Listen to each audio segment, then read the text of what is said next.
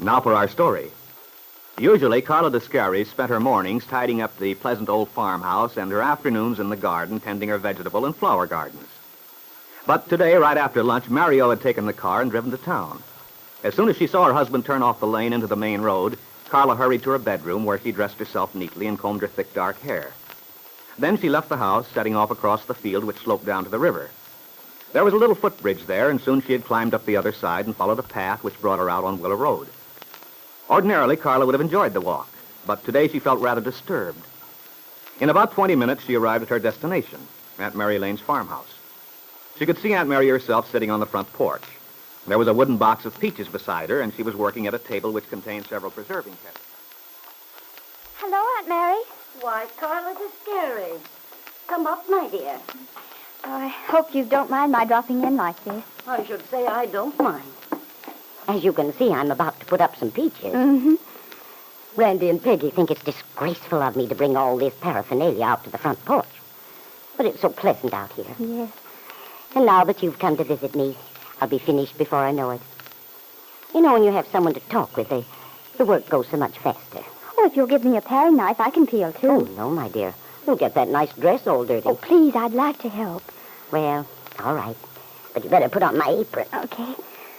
It'll probably go round you twice. You're so slim. Oh, it's funny. I have a good appetite, but I never seem to gain weight. Here you are. Oh, thanks. You're lucky. Peggy has to watch herself a little. At least, she thinks so. You know, no bread, no potatoes. I think Peggy has a lovely figure. I was hoping she'd be here. I wanted to ask her something. She'll be home soon. She just went next door. You know, I'm really glad you came over today, Carlo. I thought about you several times since that little chat we had in the square the other day. Well, I've been thinking about you, too, Aunt Mary. We've been hearing such nice things about you and Mario. You have? What kind of things? Oh, about how well you're getting along. The improvements Mario's been making with the farm and so on. Bill Meade is proud as punch the way Mario went right to work getting things in shape. Yes, Mario's done a good job. All in all, this community has been very lucky. Most of our boys seem to take right over when they came home. I've read so much about that period of readjustment after being in the service. In fact, I was just a little worried that Randy might be restless. He doesn't seem to be, though. That's good. I suppose Randy will be settling down for himself before long. Is he going with anyone in particular, Aunt Mary? Well, he has dates every so often. But as for his pretty girl, I don't think I could say he actually has one. He's very good friends with Lily Devone, of course. Lily? I don't believe I've met her. Well, she hasn't been in town very long. She's a very lovely-looking girl, an entertainer from Chicago. Oh, yes, now I remember. I heard something about it. She's starting a kind of a restaurant or something. I get to town so seldom. Probably all sorts of things happen that I don't know about. Well, when two people are as happy as you and Mario, they don't need to see many people. They have a little world of their own. That is so. And yet I wonder if it's a good idea.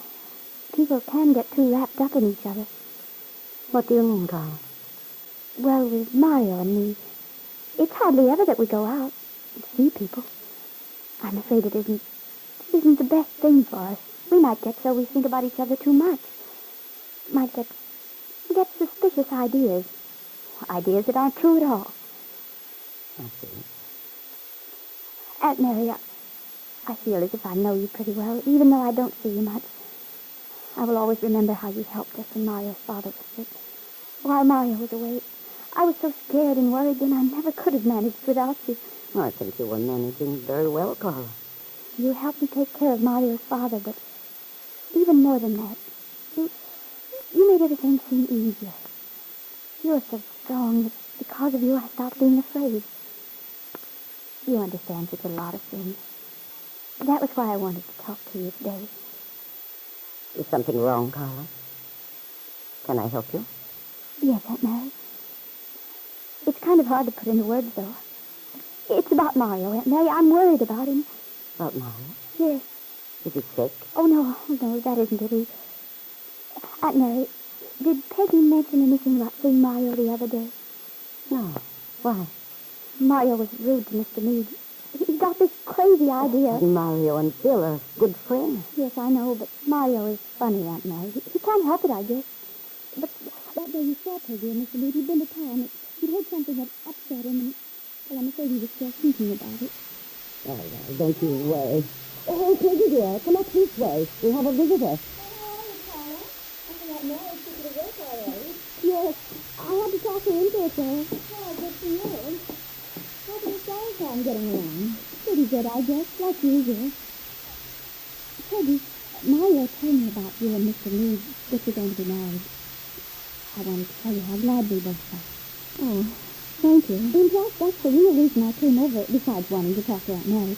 I wanted to invite you and Mr. Meade to our house for dinner tomorrow. A little celebration? Well, that's very nice of you, Carla. But oh, please say you'll come.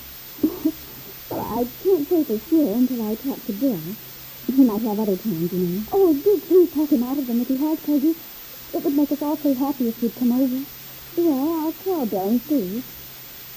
Anyway, in case you can't make it, thanks a lot just the same, Carla.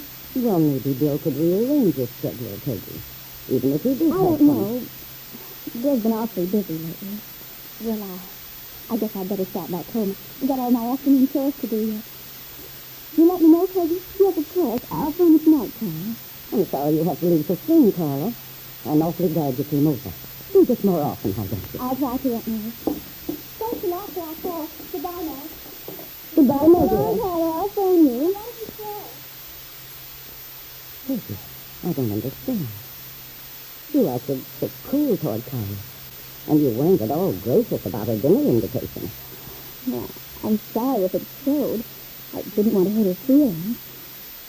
But honestly, Aunt Mary, the way Mario acted the other day... How did he act, dear? Carla mentioned it. She seemed to be worried. Huh? I'm surprised he told her. I should think he would have been ashamed to admit being so rude. Why don't you tell me what happened? Well, I walked down to the road with Bill as he was leaving. Mario came along in his car, and Bill wanted to tell him about our being engaged. But I'm afraid the announcement fell rather flat. What did Mario say? Well, he was very stiff at first. And then when Bill told him we were going to be married, Mario said something about he was glad to hear that Bill ought to have a girl of his own. It made it sound as if Bill had been stealing someone else's girl. What a strange thing. And people have been saying things in town, too. There seems to be a rumor going around. Something about Carla and Bill. Oh, Peggy, you must be mistaken. No, really. Well, there's no sense to it, of course. But how could it get started? I believe I'm beginning to understand what Carla was trying to tell me today.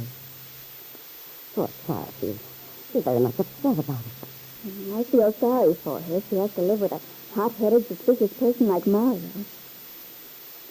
Anyway, I wouldn't blame Bill if he didn't feel like going over there. I'm not sure I want to myself. Even if there is a silly story going around, Mario ought to have better sense than to believe it. Yes, Peggy. And yet, I think you should go over there tomorrow night, you and Bill. The best thing that could happen would be for you four young people to get together. Spend the evening having a good time. Let Mario see how happy you and Bill are, and how much that lovely wife of his loves him. It might make all the difference in the world. Yes, Aunt Mary, you're right. But what you don't realize is that the rumors about Carla and Bill are not simply the result of idle gossip, but part of a campaign started by Ben Calvert in a revengeful plan against his former son-in-law, Bill Meade.